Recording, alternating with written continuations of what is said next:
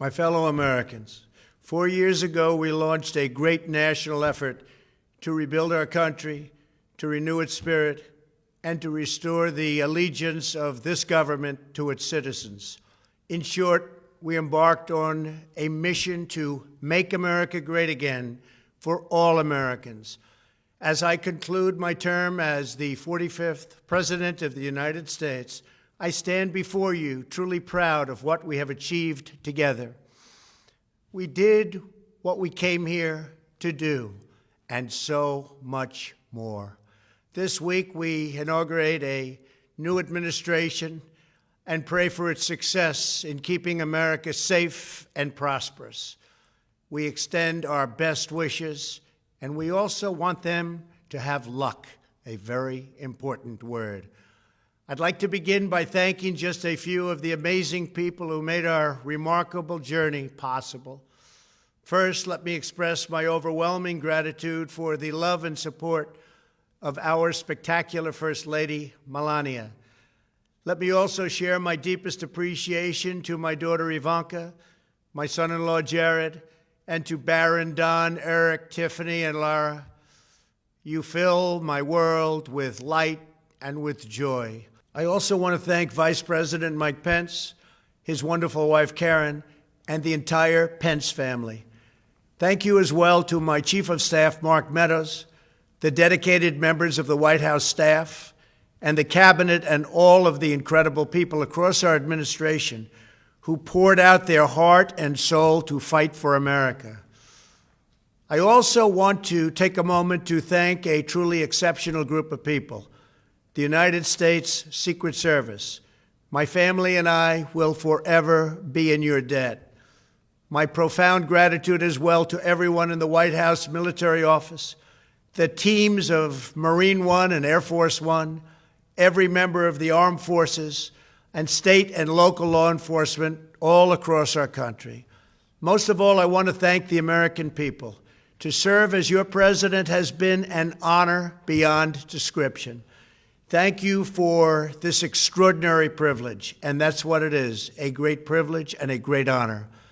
We must never forget that while Americans will always have our disagreements, we are a nation of incredible, decent, faithful, and peace-loving citizens who all want our country to thrive and flourish and be very, very successful and good. We are a truly magnificent nation. All Americans were horrified by the assault on our Capitol. Political violence is an attack on everything we cherish as Americans. It can never be tolerated. Now more than ever, we must unify around our shared values and rise above the partisan rancor and forge our common destiny. 4 years ago, I came to Washington as the only true outsider ever to win the presidency. I had not spent my career as a politician, but as a builder looking at open skylines and imagining infinite possibilities. I ran for president because I knew there were towering new summits for America just waiting to be scaled. I knew the potential for our nation was boundless as long as we put America first. So I left behind my former life and stepped into a very difficult arena, but an arena nevertheless with all sorts of potential if properly done. America had given me so much, and I wanted to give something back. Together with millions of hardworking patriots across this land, we built the greatest political movement in the history of our country. We also built the greatest economy in the history of the world. It was about America first because we all wanted to make America great again. We restored the principle that a nation exists to serve its citizens. Our agenda was not about right or left. It wasn't about Republican or Democrat, but about the good of a nation, and that means the whole nation. With the support and prayers of the American people, we achieved more than anyone thought possible. Nobody thought we could even come close. We passed the largest package of tax cuts and reforms in American history. We slashed more job-killing regulations than any administration had ever done before. We fixed our broken trade deals, withdrew from the horrible Trans-Pacific Partnership and the impossible Paris Climate Accord, renegotiated the one-sided South Korea deal, and we replaced NAFTA with the groundbreaking USMCA. That's Mexico and Canada, a deal that's worked out very, very well. Also, and very importantly, we imposed historic and monumental tariffs on China, made a great new deal with China. But before the ink was even dry, we and the whole world got hit with the China virus. Our trade relationship was rapidly changing.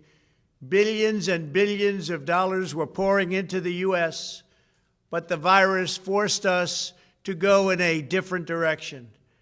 The whole world suffered, but America outperformed other countries economically because of our incredible economy and the economy that we built. Without the foundations and footings, it wouldn't have worked out this way. We wouldn't have some of the best numbers we've ever had. We also unlocked our energy resources and became the world's #1 producer of oil and natural gas, by far. Powered by these policies, we built the greatest economy in the history of the world. We reignited America's job creation and achieved record low unemployment for African Americans, Hispanic Americans, Asian Americans, women, almost everyone. Income soared, wages boomed, the American dream was restored, and millions were lifted from poverty in just a few short years. It was a miracle. The stock market set one record after another, with 148 stock market highs during this short period of time, and boosted the retirements and pensions of hardworking citizens all across our nation. 401ks are at a level they've never been at before.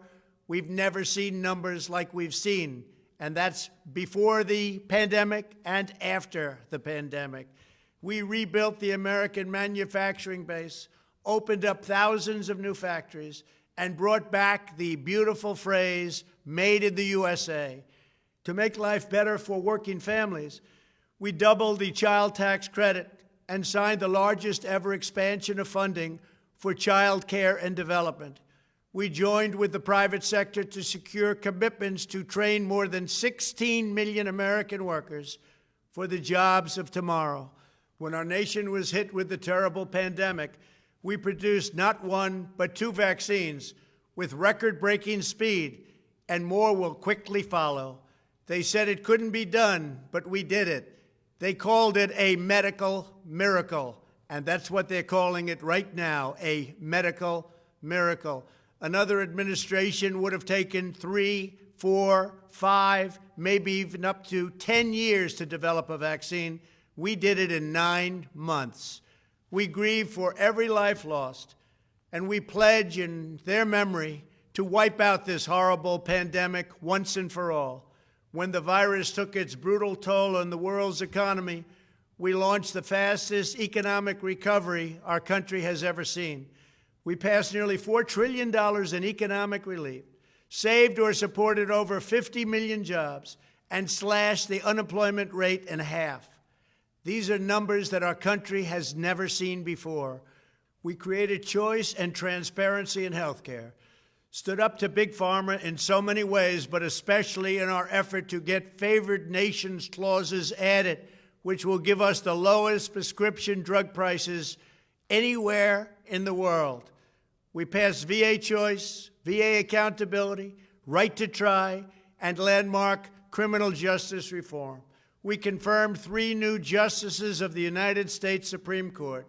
We appointed nearly 300 federal judges to interpret our Constitution as written. For years, the American people pleaded with Washington to finally secure the nation's borders. I am pleased to say we answered that plea and achieved the most secure border in U.S. history. We have given our brave border agents and heroic ICE officers the tools they need to do their jobs better than they have ever done before, and to enforce our laws and keep America safe. We proudly leave the next administration with the strongest and most robust border security measures ever put into place. This includes historic agreements with Mexico, Guatemala, Honduras, and El Salvador, along with more than 450 miles of powerful new wall. We restored American strength at home and American leadership abroad. The world respects us again. Please don't lose that respect.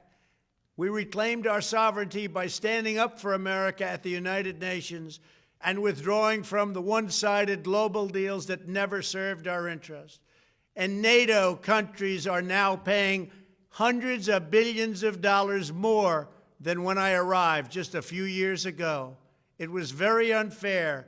We were paying the cost for the world. Now the world is helping us. And perhaps most importantly of all, with nearly $3 trillion, we fully rebuilt the American military, all made in the USA. We launched the first new branch of the United States Armed Forces in 75 years, the Space Force. And last spring, I stood at Kennedy Space Center in Florida and watched as American astronauts returned to space on American rockets for the first time in many, many years. We revitalized our alliances and rallied the nations of the world to stand up to China like never before. We obliterated the ISIS caliphate and ended the wretched life of its founder and leader, al-Baghdadi. We stood up to the oppressive Iranian regime and killed the world's top terrorist, Iranian butcher Qasem Soleimani. We recognized Jerusalem as the capital of Israel and recognized Israeli sovereignty over the Golan Heights. As a result of our bold diplomacy and principled realism, we achieved a series of historic peace deals in the Middle East. Nobody believed it could happen. The Abraham Accords opened the doors to a future of peace and harmony, not violence and bloodshed. It is the dawn of a new Middle East, and we are bringing our soldiers home. I am especially proud to be the first president in decades who has started no new wars. Above all, we have reasserted the sacred idea that in America, the government answers to the people. Our guiding light, our North Star, our unwavering conviction has been that we are here to serve the noble, everyday citizens of America. Our allegiance is not to the special interests, corporations, or global entities. It's to our children, our citizens, and to our nation itself. As president, my top priority, my constant concern, has always been the best interests of American workers and American families. I did not seek the easiest course. By far, it was actually the most difficult. I did not seek the path that would get the least criticism. I took on the tough battles, the hardest fights, the most difficult choices, because that's what you elected me to do. Your needs were my first and last unyielding focus. This, I hope, will be our greatest legacy. Together, we put the American people back in charge of our country. We restored self-government. We restored the idea that in America, no one is forgotten because everyone matters and everyone has a voice. We fought for the principle that every citizen is entitled to equal dignity, equal treatment, and equal rights, because we are all made equal by God. Everyone is entitled to be treated with respect, to have their voice heard, and to have their government listen. You are loyal to your country, and my administration was always loyal to you. We worked to build a country in which every citizen could find a great job and support their wonderful families. We fought for the communities where every American could be safe and schools where every child could learn. We promoted a culture where our laws would be upheld, our heroes honored, our history preserved, and law-abiding citizens are never taken for granted. Americans should take tremendous satisfaction in all that we have achieved together. It's incredible. Now, as I leave the White House, I have been reflecting on the dangers that threaten the priceless inheritance we all share. As the world's most powerful nation, America faces constant threats and challenges from abroad. But the greatest danger we face is a loss of confidence in ourselves, a loss of confidence in our national greatness. A nation is only as strong as its spirit. We are only as dynamic as our pride. We are only as vibrant as the faith that beats in the hearts of our people. No nation can long thrive that loses faith in its own values, history, and heroes, for these are the very sources of our unity and our vitality. What has always allowed America to prevail and triumph over the great challenges of the past has been an unyielding and unashamed conviction in the nobility of our country and its unique purpose in history. We must never lose this conviction. We must never forsake our belief in America. The key to national greatness lies in sustaining and instilling our shared national identity. That means focusing on what we have in common, the heritage that we all share. At the center of this heritage is also a robust belief in free expression, free speech, and open debate. Only if we forget who we are and how we got here could we ever allow political censorship and blacklisting to take place in America. It's not even thinkable. Shutting down free and open debate violates our core values and most enduring traditions. In America, we don't insist on absolute conformity or enforce rigid orthodoxies and punitive speech codes. We just don't do that. America is not a timid nation of tame souls who need to be sheltered and protected from those with whom we disagree. That's not who we are. It will never be who we are. For nearly 250 years, in the face of every challenge, Americans have always summoned our unmatched courage, confidence, and fierce independence. These are the miraculous traits that once led millions of everyday citizens to set out across a wild continent and carve out a new life in the Great West. It was the same profound love of our God-given freedom that willed our soldiers into battle and our astronauts into space. As I think back on the past 4 years, one image rises in my mind above all others. Whenever I traveled all along the motorcade route, there were thousands and thousands of people. They came out with their families so that they could stand as we passed and proudly wave our great American flag. It never failed to deeply move me. I knew that they did not just come out to show their support of me. They came out to show me their support and love for our country. This is a republic of proud citizens who are united by our common conviction that America is the greatest nation in all of history. We are and must always be a land of hope, of light, and of glory to all the world.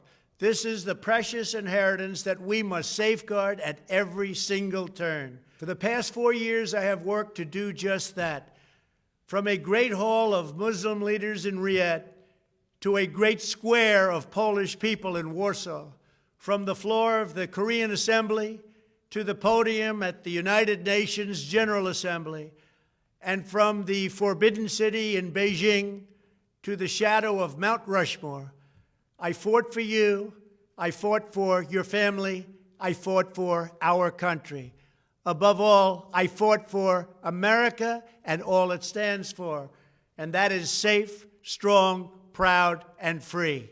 Now, as I prepare to hand power over to a new administration at noon on Wednesday, I want you to know that the movement we started is only just beginning. There's never been anything like it. The belief that a nation must serve its citizens will not dwindle, but instead only grow stronger by the day.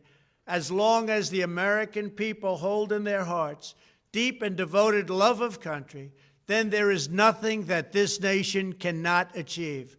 Our communities will flourish, our people will be prosperous, our traditions will be cherished, our faith will be strong, and our future will be brighter than ever before. I go from this majestic place with a loyal and joyful heart, an optimistic spirit, and a supreme confidence that for our country and for our children, the best is yet to come. Thank you and farewell. God bless you. God bless the United States of America.